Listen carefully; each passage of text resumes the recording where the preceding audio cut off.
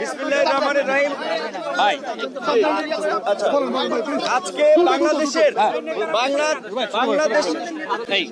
54 বছরের ইতিহাসে, বাংলাদেশের 53 বছরের ইতিহাসে আজকে একটি নতুন অধ্যায় রচিত হয়েছে। বাংলাদেশের স্বার্থে জাতীয় ঐক্য এবং সংহতি প্রতিষ্ঠার লক্ষ্যে একটি সর্বদলীয় সভা এই অন্তর্বর্তীকালীন সরকার বাংলাদেশের ইতিহাসে করেছে। এর আগে কোনো সরকার এটি করতে পারে নাই। সেজন্য আমরা প্রথমত তাদেরকে ধন্যবাদ জানিয়েছি। দ্বিতীয়ত, বাংলাদেশের বিরুদ্ধে আমাদের প্রতিবেশী রাষ্ট্র ভারতের মিডিয়ায় যে একটি সংঘবদ্ধ অপপ্রচার এবং প্রোপাগান্ডা আমরা দেখতে পাচ্ছি, এটি মোকাবেলায় বাংলাদেশের জনগণ, বাংলাদেশের গণমাধ্যম এবং বাংলাদেশের ডায়াসপোরা কমিউনিটি যারা বিভিন্ন দেশে ছড়িয়ে আছে এবং আমাদের আন্তর্জাতিক গণমাধ্যম সহ বিভিন্ন খ্যাতনামা প্রতিষ্ঠানে যারা কর্মরত, তাদেরকে নিয়ে সোশ্যাল মিডিয়া, মেইন স্ট্রিম মিডিয়ায় এই অপপ্রচার এবং প্রোপাগান্ডার বিরুদ্ধে একটা সঠিক ক্যাম্পেইন করার জন্য আলোচনা হয়েছে।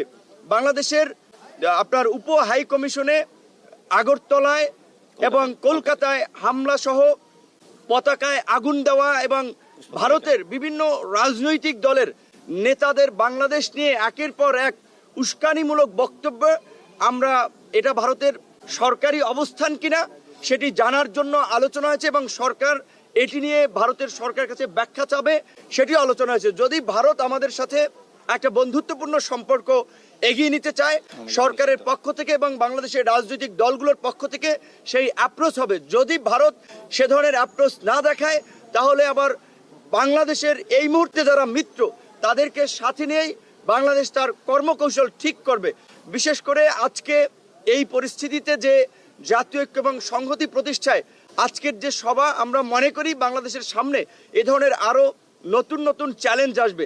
সেই জায়গা থেকে গণ অধিকার পরিষদের পক্ষ থেকে একটি প্রস্তাবনা ছিল যে রাজনৈতিক দল সমূহের অংশীজনদেরকে নিয়ে আগামী 2 বছরের জন্য একটা জাতীয় সরকার করা এবং দেশে স্থিতিশীল পরিস্থিতি সৃষ্টি করায় 6 মাসের জন্য সব ধরনের সভা সমাবেশ নিষিদ্ধ করা। এবং একই সাথে আজকে যেহেতু বাংলাদেশের বিভিন্ন রাজনৈতিক দল সমূহ একত্রিত হয়েছে এবং দেশের স্বার্থে এক এবং অভিন্নভাবে তারা কাজ করবে, তারই প্রতিফলন হিসেবে অল্প সময়ের মধ্যে জাতীয়ভাবে একটি সমন্বিত কর্মসূচি, সেটা হতে পারে জাতীয় পতাকা এবং সাথে শান্তির পতাকা, সাদা পতাকা নিয়ে কিংবা যে কোনো ধরনের একটা কর্মসূচি, সেই সিদ্ধান্তটা সরকারের পক্ষ থেকে জানাবে, যেটি সরকার এবং রাজনৈতিক দল, জনগণ সকলে পালন করার মধ্যে দিয়ে বাংলাদেশের বর্তমান যে জাতীয় ঐক্য এবং সংহতি প্রতিষ্ঠিত হয়েছে, আমাদের বিরুদ্ধে যারা এই অপপ্রচার প্রোপাগান্ডা চালাচ্ছে কিংবা বাংলাদেশকে যারা ব্যর্থ অকার্যকর করার জন্য অপতৎপরতা চালিয়ে যাচ্ছে, তাদের বিরুদ্ধে যে বাংলাদেশ এবং বাংলাদেশের জনগণ এক, সেটি জানান দেওয়ার জন্যই একটা অভিন্ন সমন্বিত কর্মসূচি পালনের সিদ্ধান্ত হয়েছে। ধন্যবাদ। মামুনুল হক সাহেব বলবেন।